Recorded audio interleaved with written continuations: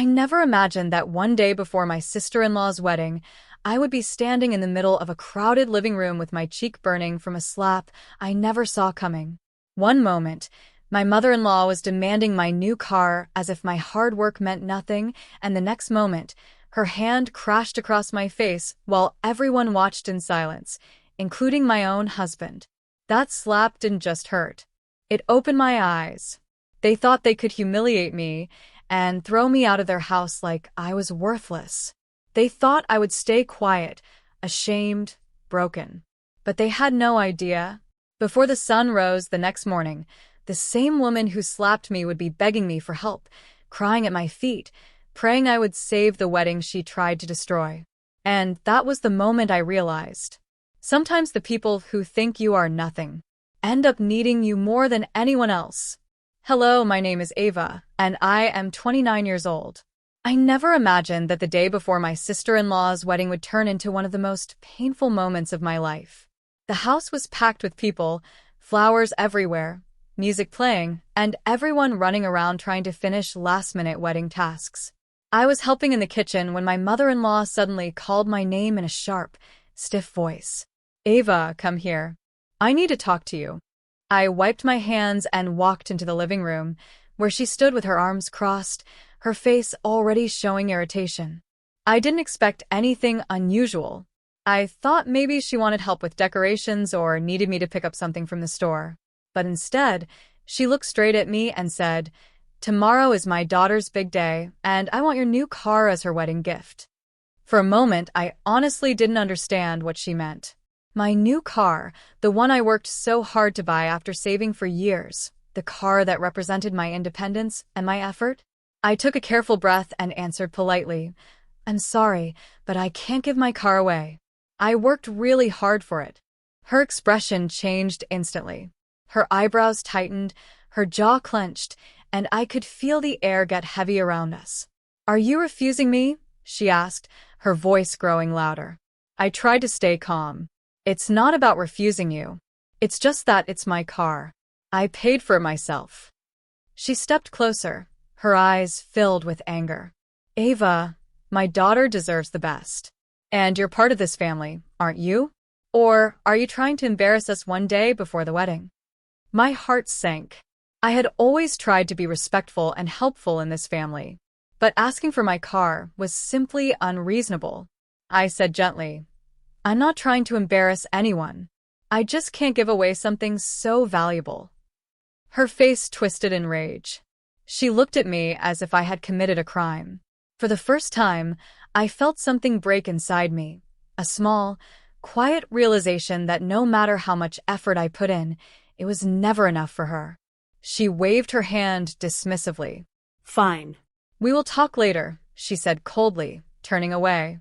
But I knew this wasn't over. And I had no idea that within the next few hours, her anger would explode in front of the whole family and change my life in a way I wasn't ready for. The tension in the house grew heavier as the evening went on. People were laughing and talking, but I felt a knot in my stomach after what happened earlier. I tried to focus on folding napkins and checking decorations, but my mind kept replaying my mother-in-law's angry eyes. I knew she was upset, but I didn't think she would take it any further. I was wrong. Around 8 p.m., she called everyone into the living room. My husband, his siblings, her relatives, even a few guests who had come early for the wedding. I stood near the doorway, confused, wondering what was happening. Then she began. "Ava refused to help with our wedding preparations," she announced loudly, pointing her finger at me. "She doesn't care about this family. She refused to give her car as a gift for her sister-in-law." Everyone turned their heads toward me. Some looked shocked, others confused. My husband looked down, saying nothing. I took a step forward and spoke softly. "I didn't refuse to help. I only said I cannot give away my car. I bought it with my own hard work." But before I could say anything more, she marched up to me. Her anger was boiling over, and I could see it in her eyes. She raised her hand and, without warning, slapped me across the face, hard enough to make my vision blur for a second. The room went silent. My cheek burned, and my eyes filled with tears, but not from the pain, from the humiliation. She yelled, "How dare you disobey me, Ava? This is my house. If you cannot respect me, then get out right now." I looked at my husband, hoping he would say something, anything. But he didn't. He didn't step forward. He didn't defend me. He didn't even look at me properly. His silence hurt more than the slap. The guests stood frozen, unsure of what to do. I felt every pair of eyes on me, judging me, pitying me. My heart was pounding, and my breath felt tight in my chest. I swallowed my pride and said quietly, "If you want me to leave, then I'll go." My mother-in-law folded her arms with victory, as if she had proved something. I went upstairs, packed a small bag with a few clothes, my keys, and my phone. As I zipped the bag, my hands trembled, not from fear, but from heartbreak. I had done everything I could to be a good wife and a good daughter-in-law. But in this house, I was never seen as a person, only as someone they could use. When I came downstairs, no one stopped me, not even my husband. I stepped out of the house into the cold night air. The street was quiet, and for a moment, I just stood there, breathing deeply, trying to steady my shaking body. My eyes were wet, but inside, something strong began to grow, something I had ignored for a long time. A voice inside me whispered, "Enough." I got into my car, wiped my tears, and drove away, not knowing where I would sleep, what would happen tomorrow, or how deeply my life was about to change. But one thing I knew for sure. This was not the end. This was the beginning of something I never expected. I drove for almost 20 minutes without thinking, my hands shaking on the steering wheel. The streetlights blurred through my tears, and my cheeks still stung from the slap. I felt like the whole world had collapsed on me in one moment. But instead of breaking down, something inside me slowly started to wake up, a quiet strength I had pushed down for far too long. I finally parked near a small cafe that stayed open late. I sat in the car, breathing deeply, watching people walk inside, laughing, living normal lives. For the first time in years, I realized how lonely I actually was in that house. I had spent so much time trying to please my husband's family that I forgot to take care of myself. I didn't want to cry anymore. I didn't want to beg anyone for love or respect. Not again. I called my best friend, Mia, and she picked up immediately. "Ava, are you okay? Your voice sounds strange." My throat tightened. "Can I stay at your place tonight?" She didn't even hesitate. "Of course. Come right now." When I reached her apartment, she opened the door before I even knocked. The moment she saw my swollen cheek, her eyes widened with anger. "Who did this to you?" "My mother-in-law," I whispered. She wrapped her arms around me. "Ava, you don't deserve this. Not from anyone." Her kindness felt like the warmest blanket after a freezing storm. Inside her apartment, everything felt calmer, soft lights, warm air, the smell of vanilla candles. I sat on the couch while she brought me a glass of water and some ice for my cheek. "What happened?" she asked gently. I told her everything, the demand for my car, the humiliation, the slap, and the silence of my husband. She listened without interrupting, her face growing more serious with every word. When I finished, she said, "I'm glad you walked out. That took courage." I looked down at my hands. I feel like my whole life just fell apart. "No," she said firmly. "Your life is just starting. Sometimes you need to lose what hurts you so you can build something stronger." Her words stayed in my mind long after she went to bed. I lay awake on the guest mattress, staring at the ceiling. The room was dark and quiet, but inside me there was a storm, not of fear, but of realization. I had married into a family that never respected me. I had given everything and received nothing. I had accepted their insults, their demands, their pressure. But tonight, I finally walked away.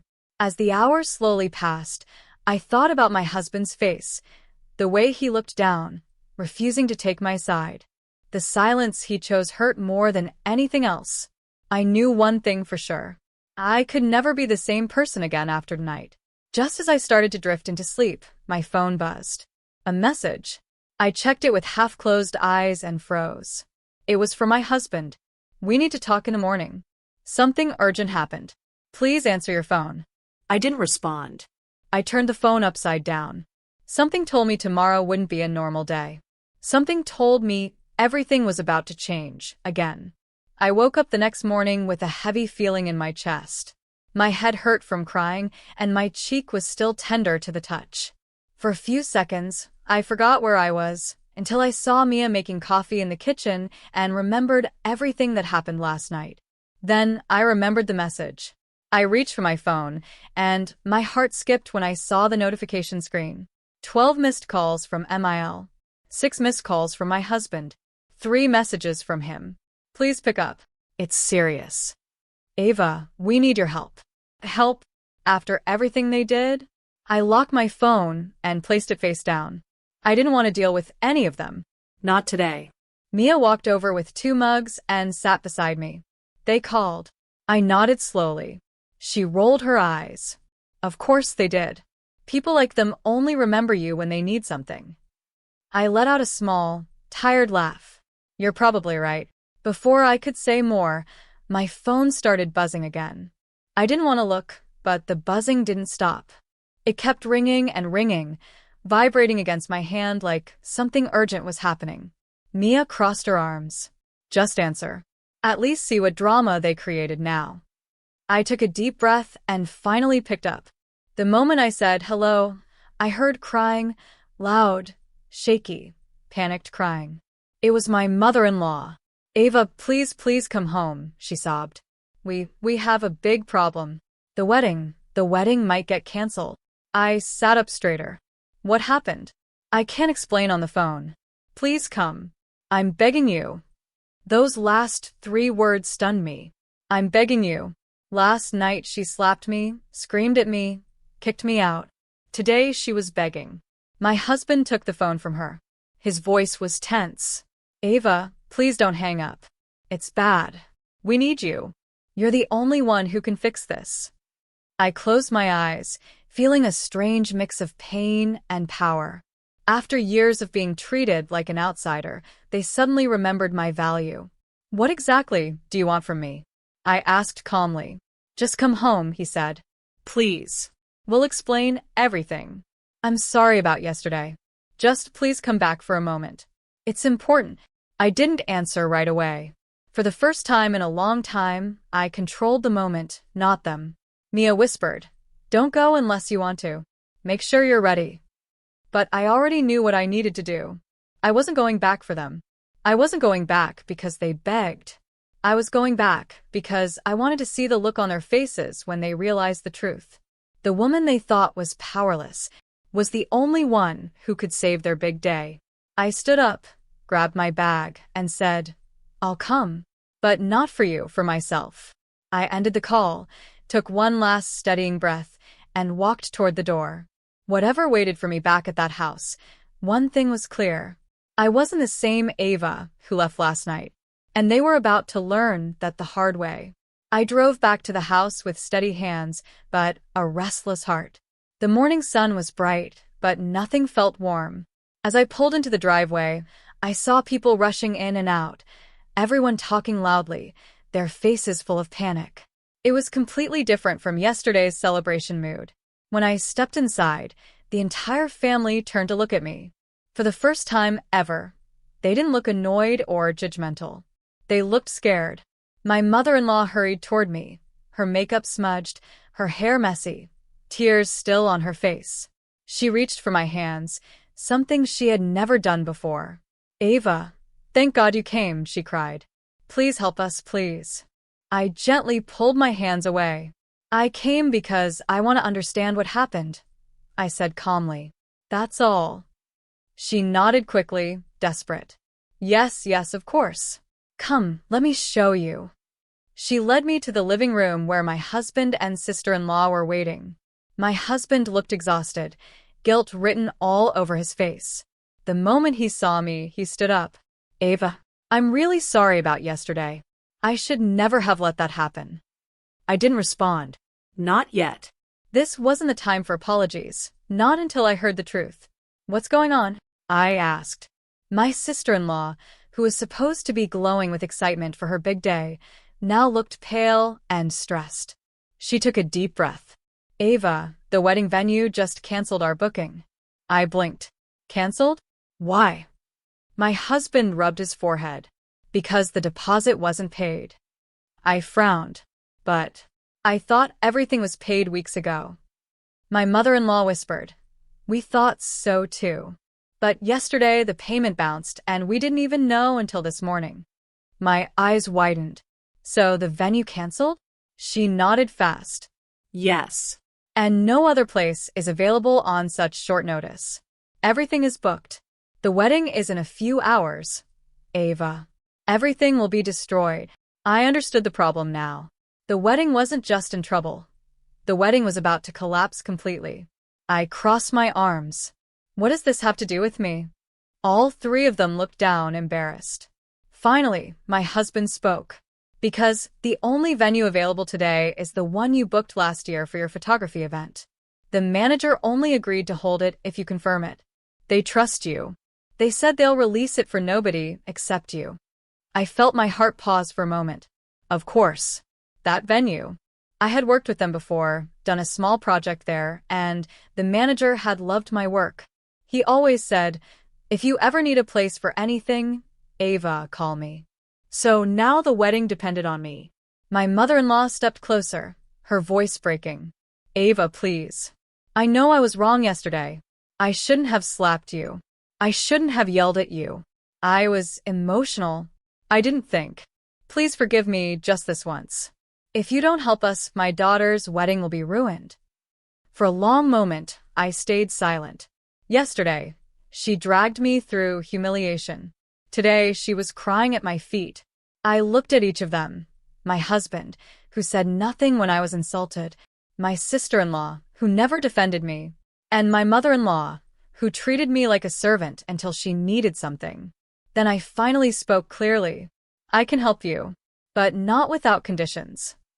Their eyes widened. I continued, my voice firm, steady, and more powerful than ever.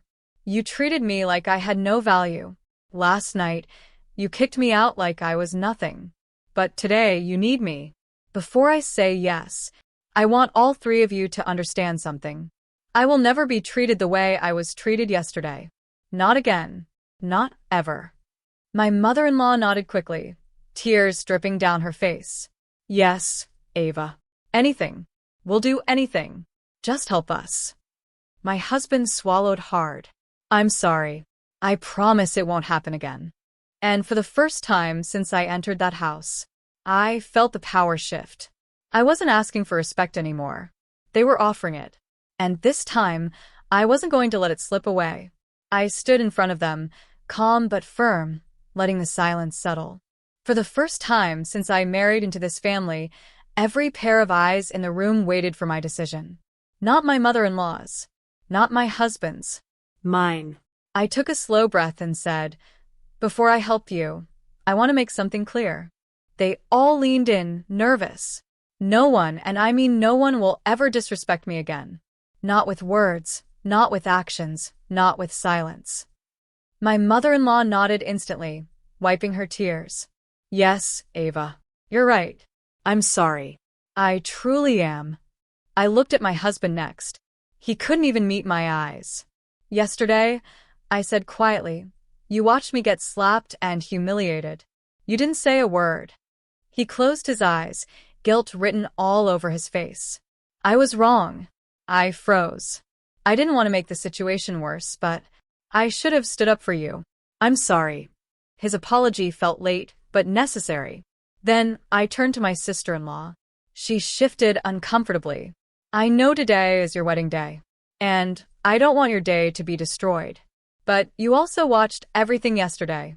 You could have stopped it. Her eyes dropped to the floor. I know. I'm sorry.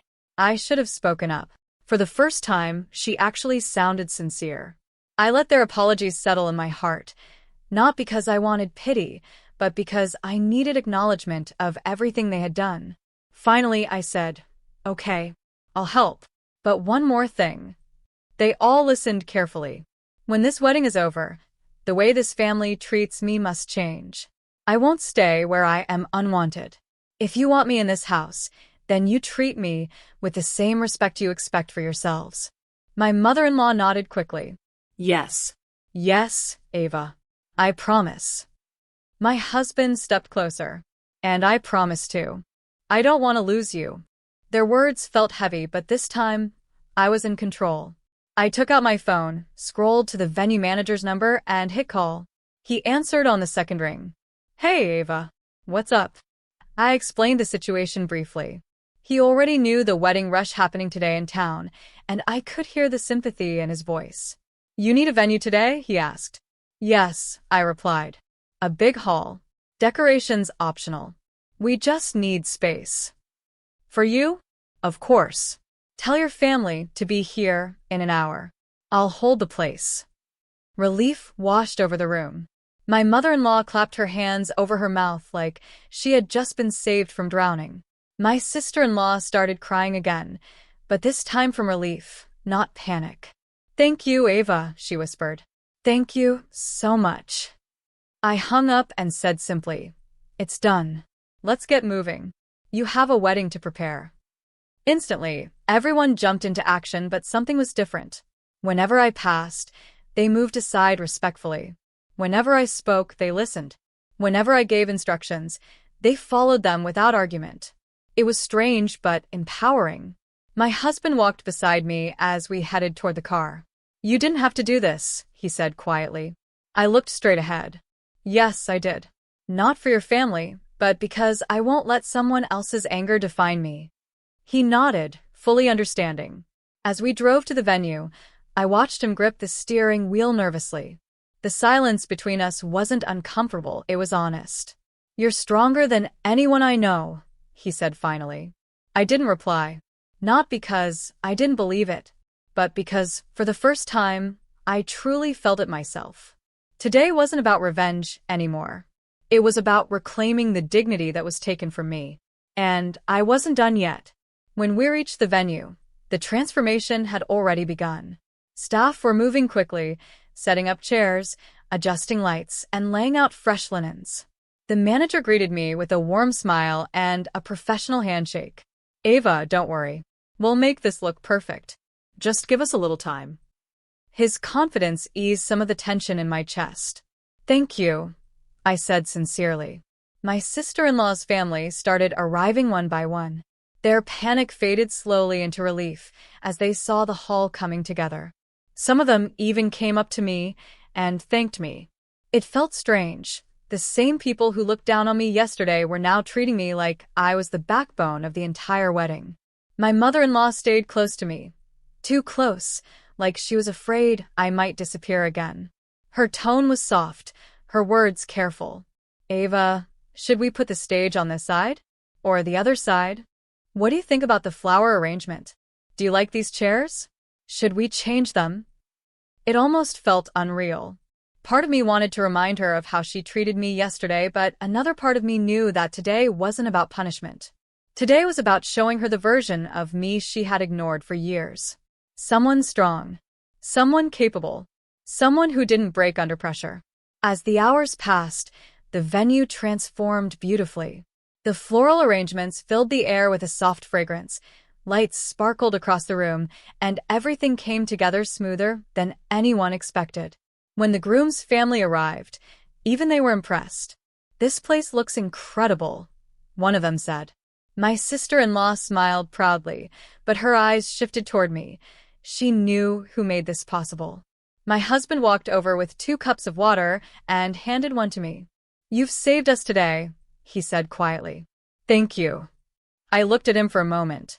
I didn't do it to save anyone. I did it because I didn't want your sister's wedding to collapse. She didn't deserve that.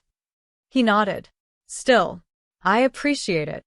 For the first time, he seemed to see me clearly, not as an extension of his family, not as someone to be controlled, but as a person with her own strength. When the ceremony finally started, the hall looked magical. Soft music played. The bride walked down the aisle glowing with relief, not stress. Her smile was genuine this time. She paused for a moment before passing me and whispered, "Thank you, Ava. Really, thank you." I gave her a gentle nod. It felt good to see her happy. No bride should have to remember her wedding day as a disaster. Throughout the ceremony, my mother-in-law kept glancing at me with an expression I had never seen before, a mix of gratitude, shame, and something like respect. She didn't say anything, but her silence spoke louder than her words ever had. After the vows were exchanged and the families gathered for photos, the photographer called, "Ava, come stand with the family." I hesitated. I wasn't sure I belonged in those pictures after everything that had happened. But then my husband reached out his hand. "You're part of this family. You should be here." For the first time since the slap, his voice sounded steady, certain. I stepped forward and stood beside him. The camera flashed, capturing a moment that felt unreal, a moment where I was no longer invisible. But even as I stood there smiling for the picture, I knew something inside me had changed forever. I wasn't going to forget the slap. I wasn't going to forget the humiliation. And I definitely wasn't going to forget the way they begged today. This family could take my help, but they would never again take my dignity. When the wedding ended that evening, the hall slowly emptied, leaving behind only soft music and the scent of flowers.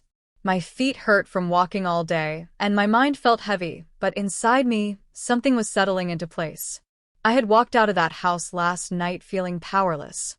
Tonight, I stood here knowing exactly who I was and what I deserved. As the last few guests left, my mother-in-law approached me carefully, almost shyly, something I never thought I would see. "Ava," she said, clearing her throat, "can we talk for a moment?" I nodded, staying calm. She folded her hands together, eyes glistening. "I want to say thank you, and I want to apologize again for everything. Yesterday, I acted out of anger and pride. I hurt you. I embarrassed you. And I'm truly sorry." Her voice trembled. For once, she wasn't yelling, demanding, or pretending to be superior. She was just human. But I didn't want to let emotions take over. "Not yet." I replied softly, "I appreciate your apology. But respect isn't words, it's behavior. What happened yesterday can't happen again. Ever." She nodded quickly. "You're right. And I promise, I won't treat you that way again." I took a slow breath. It wasn't forgiveness I felt, it was clarity. A few minutes later, my husband walked toward me. He looked nervous, unsure of where we stood. "Ava," he said gently, "can we talk too?" We stepped aside near the decorated arch where the bride and groom had taken their pictures earlier. He rubbed his hands together anxiously. "I didn't defend you yesterday," he said. "I was wrong. I let you down. And when I saw you handle everything today, I realized how strong you are and how much I take you for granted." His voice cracked slightly. "I don't want to lose you." I looked at him without anger, without fear, but with the honesty I had held inside for too long. When I walked out yesterday, I said, I felt alone, but I also felt free. I realized I've been living my life trying to please your family. I forgot about myself. And I can't live like that anymore. He stepped closer. "Then let's change. I'll talk to my mom. I'll set boundaries. I'll protect you. I'll be better if you give me a chance." I looked into his eyes. For the first time, I saw sincerity, not just guilt. "I'm willing to try," I said, "but only if things truly change. I won't stay in a home where I feel unwanted or disrespected. I deserve peace. I deserve respect. And you have to stand with me, not behind your mother." He nodded firmly. "I will. I promise." It wasn't a dramatic reunion. It wasn't a movie moment. It was honest, and that was enough for now. As we walked out of the venue together, I felt the cool night breeze against my skin. My cheek no longer burned from the slap. My heart no longer carried the same weight. I wasn't the same Ava who walked out of that house last night. I was stronger, clearer, more confident in my worth. When we reached the parking lot, my husband paused and gently touched my hand. "Do you want to come home with me tonight?" he asked quietly. I thought for a long moment. Then I said, "No, not tonight. I need one more night with Mia to breathe, to think, to reset myself. But tomorrow, we can talk again." He nodded, accepting my decision with respect, something I hadn't seen from him in years. He kissed my forehead lightly. "Take all the time you need. I'll be here." As he walked away, I looked at my car, the same car they tried to take from me, the same car that symbolized my hard work, my independence, my journey. I got inside, closed the door, and smiled to myself. Yesterday, they tried to break me. Today, they depended on me. And tomorrow, I would continue living on my terms. Because the real revenge isn't making someone else suffer. The real revenge is becoming someone they never expected.